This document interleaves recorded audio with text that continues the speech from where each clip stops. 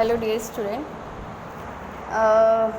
Today we are going to start our new topic, saprotrophic nutrition. Okay. Last day हमने insectivores plant और parasite plants के बारे में पढ़ा था. आज हमारा जो न्यू टॉपिक है वो saprotrophic nutrition है. ओके, तो पहले हम यहाँ ये देख लेते हैं कि saprotrophic जो न्यूट्रिशन है वो होता क्या है. ओके, तो यहाँ पे saprotrophic nutrition, what is the mean of saprotrophic nutrition? Okay, organism take in nutrition from dead and decay matter is called saprotrophic nutrition. Okay, तो वो ऑर्गेनिज़म जो डेड और डिके यानी ख़राब हो गई चीज़ों पर से जो न्यूट्रिशन लेते हैं, इस टाइप के ऑर्गेनिज़म को हम saprotrof कहते हैं और इस टाइप के न्यूट्रिशन को हम saprotrophic न्यूट्रिशन कहते हैं. देखो यहाँ पे आपको फिगर में एक ब्रेड दिखाई दे रहा है और उस पर एक ग्रीन कलर का लेयर लगा हुआ दिखाई दे रहा है. तो यहाँ पे एक्टिविटी में हमें क्या शो कर रहा है, take a piece of bread and moist it with a water. एक ब्रेड का पीस लो और उसे जो है गीला कर दो और 2 और 3 डेज़ के लिए उसे आप रख दो. तो आपको आफ्टर 2 और 3 डेज़ ऑब्जर्वेशन में क्या दिखाई देगा कि इस ब्रेड के ऊपर एक ग्रीन कलर का लेयर लग चुका है. ये लेयर क्या है, इस लेयर को हम कहते हैं, this organism are called fungi.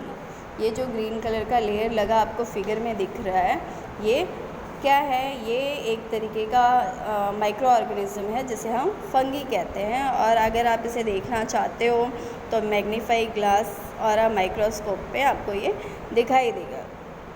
Okay, तो ये जो फंगी है ये ख़राब हो गए ब्रेड, इट मीन्स डेड और डिके ब्रेड से न्यूट्रिशन ले रहा है और अपनी जो न्यूट्रिशन की रिक्वायरमेंट है ये इस तरीके से कंप्लीट कर रहा है.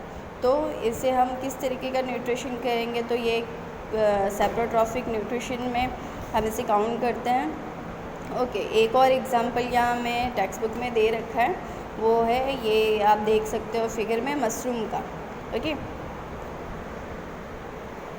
you may have also seen a fluffy umbrella like pitches growing in a moist soils or on a rotting wood during the rainy season. It means बारिश के मौसम में, रेनी सीज़न में आप लोगों ने देखा होगा जो ख़राब हो चुकी लकड़ियाँ हैं, वुड है, उनके ऊपर इस तरीके का अम्ब्रेला जैसा स्ट्रक्चर जो है वो बारिश के सीज़न में आपको दिख जाता है.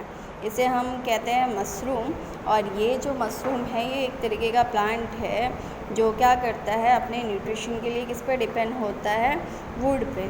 और यहाँ से जो है ये इसको न्यूट्रिशन मिलता है और इस तरीके से हम इसे saprotrophic या saprotrophs में काउंट करते हैं. और ये जो न्यूट्रिशन ये इसको मिलता है डेड और डिके वुड से, इस तरीके के न्यूट्रिशन को हम saprotrophic न्यूट्रिशन कहते हैं.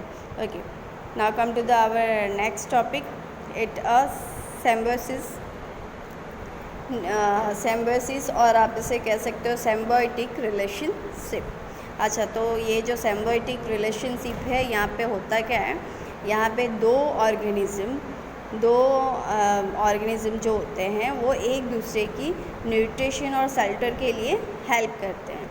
अगर मैं एग्जांपल दूँ आपको तो हम कह सकते हैं कि यहाँ पे जो फर्स्ट ऑर्गेनिज़म है वो सेकंड ऑर्गेनिज़म को रहने के लिए शेल्टर दे रहा है, जगह दे रहा है. तो जो सेकंड ऑर्गेनिज़म है वो फर्स्ट ऑर्गेनिज़म को क्या देगा, वो फर्स्ट ऑर्गेनिज़म को न्यूट्रिशन प्रोवाइड करेगा. ओके, तो यहाँ पे आप देख सकते हैं some organism live together and share both shelter and nutrients. This relationship is called a symbiosis relationship. यानी कुछ ऑर्गेनिज़म क्या करते हैं, साथ में रहते हैं और साथ में रह के शेल्टर और न्यूट्रिएंट का जो है वो शेयर करते हैं. ओके, इस तरीके के रिलेशनशिप को हम क्या कहते हैं, सिम्बायोसिस रिलेशनशिप कहते हैं. फॉर एग्जांपल अगर यहाँ पे ले तो fungi live inside the root of plant. Okay, fungi जो है वो प्लांट के रूट में रहती है. अगर मैं यहाँ पे एक एग्जांपल दूँ तो आपको ऑलरेडी पता ही है राइबोजियम के बारे में, राइजोबियम के बारे में, जो कहाँ रहता है, प्लांट के रूट में रहता है. ओके।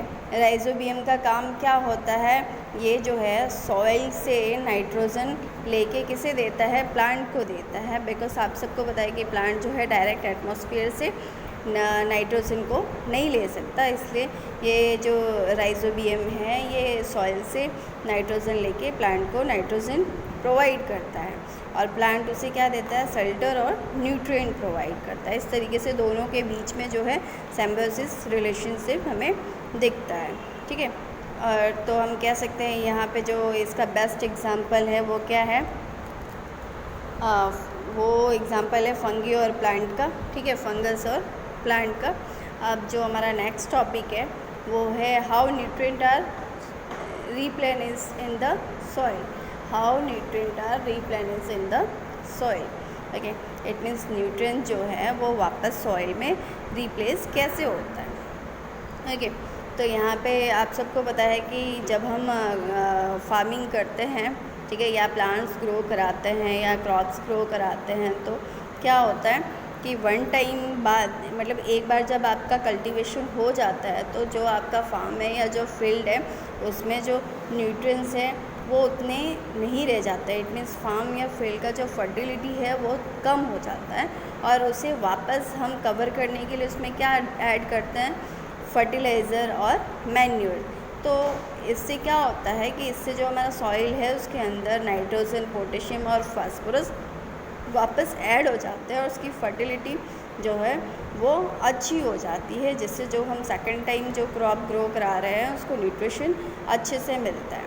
अगर ऐसा नहीं हो तो क्या होगा, आप सबको पता है एक बार हमने प्लांट ग्रो करा है, कल्टीवेशन किया, उसके बाद जो प्लांट को जो न्यूट्रिएंट्स चाहिए होता है वो तो वो सॉइल से ले लेता है। अब सॉइल के अंदर उतना सफिशिएंट न्यूट्रिएंट रहा नहीं और आपने प्लांट ग्रो करा लिया, आपका क्रॉप का प्रोडक्शन हो गया, सब कुछ हो गया। अब सेकंड टाइम जब आप क्रॉप ग्रो करा रहे हो तो अगर क्रॉप ग्रो कराने से पहले आपने ये न्यूट्रिएंट वापस सॉइल में ऐड नहीं किए तो आपका जो सेकंड टाइम जो क्रॉप ग्रो करा रहे हो वो उतनी अच्छी तरीके से ग्रो नहीं होगा।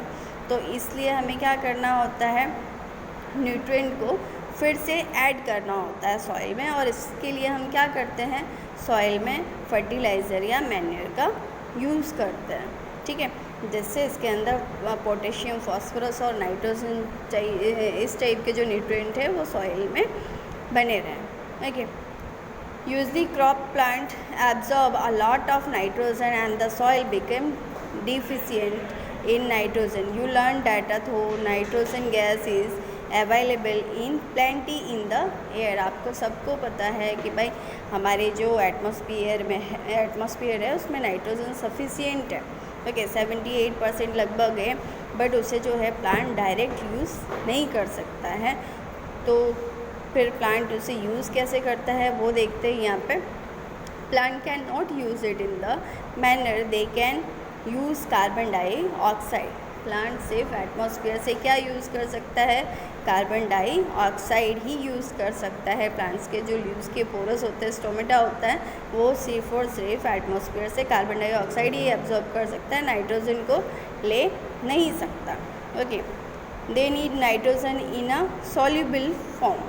The bacterium called rhizobium can take atmospheric nitrogen and convert into an usable form.